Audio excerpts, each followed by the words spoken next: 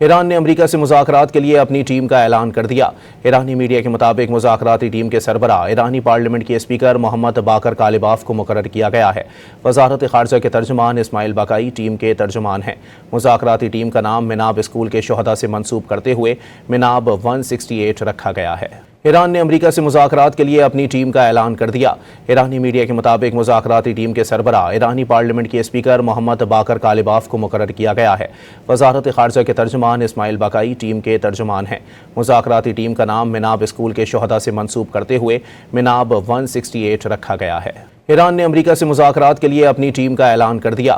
ایرانی میڈیا کے مطابق مذاکراتی ٹیم کے سربراہ ایرانی پارلیمنٹ کے اسپیکر محمد باقر کالباف کو مقرر کیا گیا ہے۔